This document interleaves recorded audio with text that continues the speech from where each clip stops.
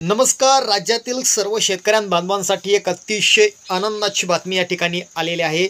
माझ्या शेतकरी बांधवांच्या खात्यावरती अक्षरशः 2024चा 75% जो काही पीक विमा आहे तो आज अखेर जमा करण्यात आलेला आहे.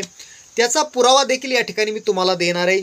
GR या ठिकाणी तुम्हाला दाखवणार आहे, कारण मला अनेक शेतकरी बांधवांचे SMS आले होते, त्याचबरोबर कॉल्स देखील आले की सर आमचा आज 75% पीक विमा आलेला आहे.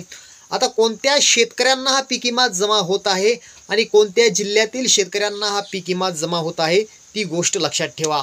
मित्रांनो, ज्या शेतकऱ्यांनी ई पीक पाहणी केलेली आहे अशा शेतकऱ्यांना 75% प्रमाणे पीक विमा अखेर आज जमा होत आहे. आणि दुसरी महत्त्वाची गोष्ट लक्षात ठेवा, जर तुम्ही याआधी दिवाळीनंतर तुम्हाला जर त्या ठिकाणी जर 25% अग्रिम मिळाला असेल, म्हणजे 2024चा खरीपचा 25% अग्रिम तुम्ही जर याआधी तुम्हाला मिळाला असेल, तर मित्रांनो 100% तुमच्या खात्यावरती 75% पीक विमा आजपासून जमा व्हायला सुरुवात झालेली आहे. त्या संदर्भातील माहिती कृषी मंत्री दत्तात्रय भरणे यांनी या ठिकाणी दिलेली आहे. पीक विमा कंपन्यांच्या माध्यमातून हा पीक विमा जो आहे तो शेतकऱ्यांच्या खात्यावरती वर्ग होत असल्याची माहिती देखील त्यांनी दिलेली आहे.